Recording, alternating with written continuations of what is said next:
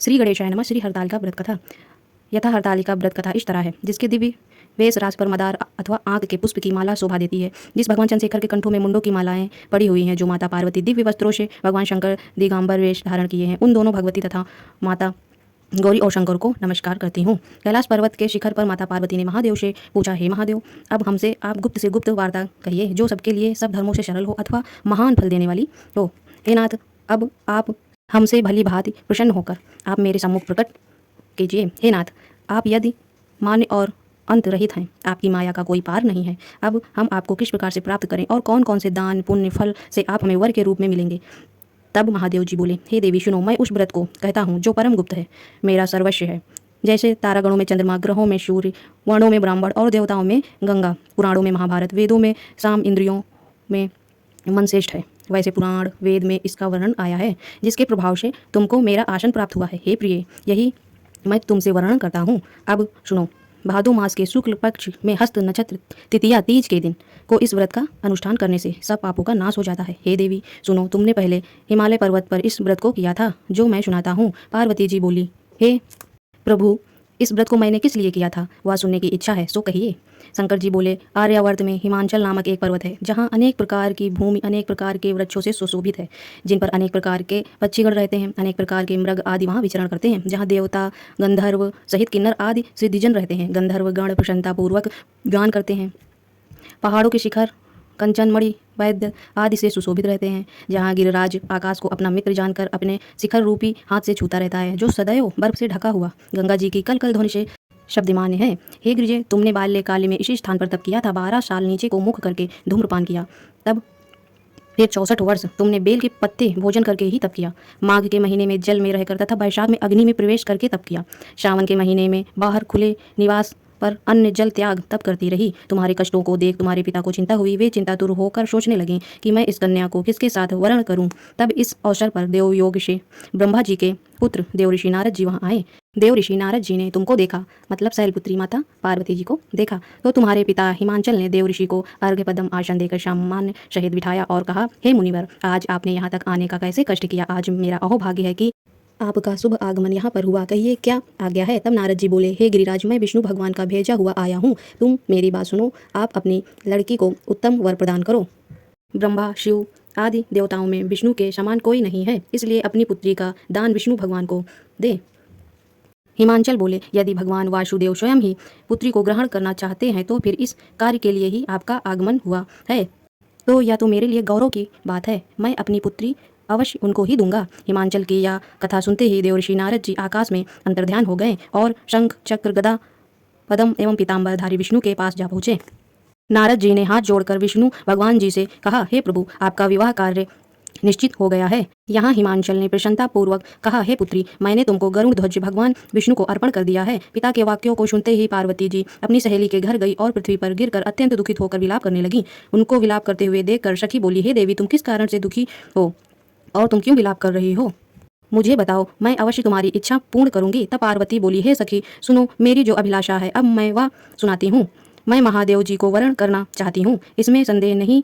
मेरे इस कार्य को पिताजी ने बिगाड़ना चाहा, इसलिए मैं अपने शरीर का त्याग करूंगी। तब पार्वती जी के इन वचनों को सुनकर सखी ने कहा, हे देवी, जिस वन को पिताजी ने देखा ना हो, तुम वहाँ चली जाओ। हे देवी पार्वती जी, तुम अपनी सखी का यह वचन सुनकर उस वन को चली गई।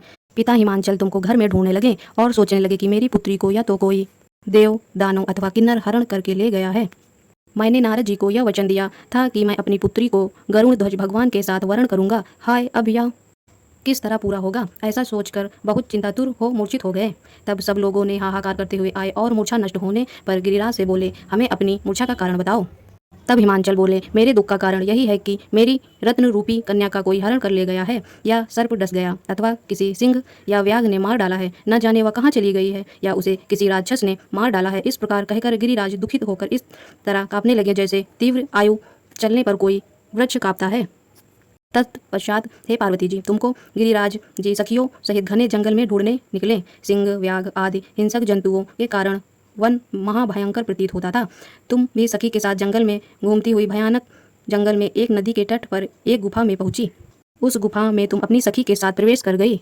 जहाँ तुमने अन्न दान का त्याग करके बालू का शिवलिंग बनाकर मेरी आराधना करती रही, उस स्थान पर भाद्र मास की हस्त नक्षत्र युक्त तृतीया के दिन तुमने मेरा विधि विधान से पूजन किया। तब रात्रि में मेरा आसन डोलने लगा। तब मैं उस स्थान पर आ गया जहाँ तुम और तुम्हारी सखी दोनों थी।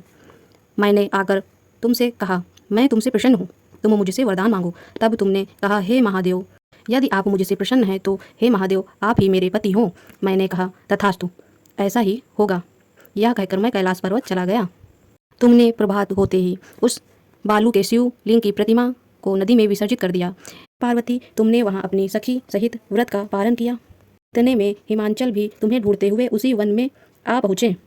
वह चारों ओर तुम्हें न देखकर मूर्छित होकर जमीन पर गिर पड़े। उसी समय नदी के तट पर 2 कन्याओं को देखा तो वो तुम्हारे पास आ गए, तुम्हें हृदय से लगाकर रोने लगे और बोले, तुम इस सिंह त्याग आदि युक्त घने जंगल में क्यों चली आई? पार्वती जी बोली, हे पिताजी, सुनिए, मैंने पहले ही अपना शरीर शंकर जी को समर्पित कर दिया था, किंतु आपने इसके विपरीत कार्य किया, इसलिए मैं वन में चली आई। ऐसा सुनकर हिमांचल ने फिर तुमसे कहा कि मैं तुम्हारी इच्छा के विरुद्ध यह कार्य नहीं करूँगा।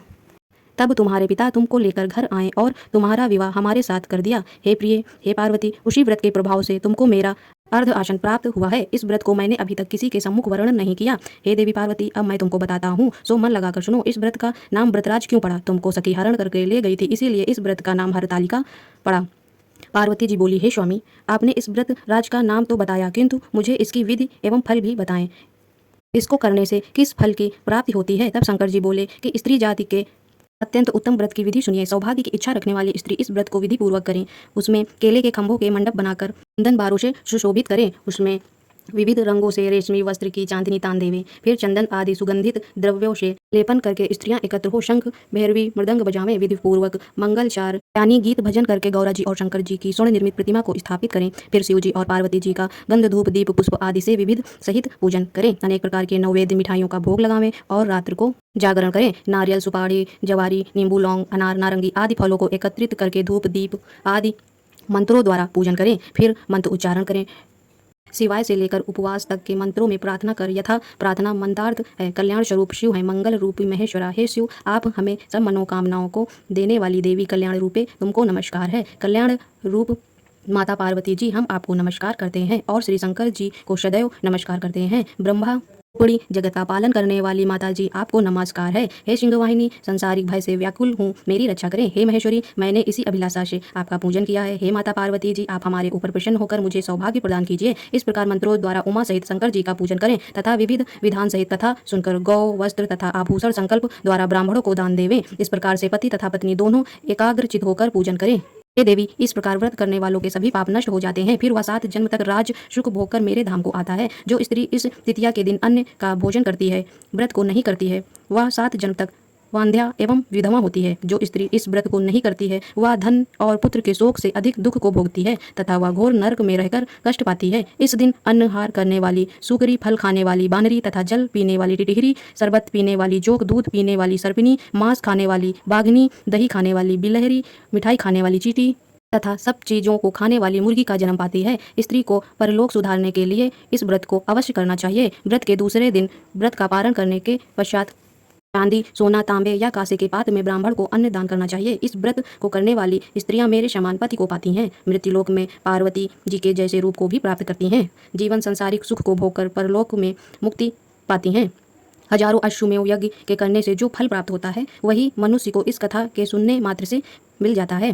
हे देवी, मैंने तुम्हारे सामने इस उत्तम व्रत की विधि का वर्णन किया है, जो व्रतों में सर्वश्रेष्ठ और उत्तम व्रत है। इसके करने से मनुष्य के समस्त पापों का नाश हो जाता है। शंकर जी से हरतालिका तीज व्रत की कथा सुनने के बाद पार्वती जी ने कहा कि हे शिव शंकर महादेव, आपने मुझे ये कथा सुनाकर बहुत उपकार किया है। मैं हृदय से आपका धन्यवाद करती हूँ। हरतालिका तीज व्रत कथा समाप्त।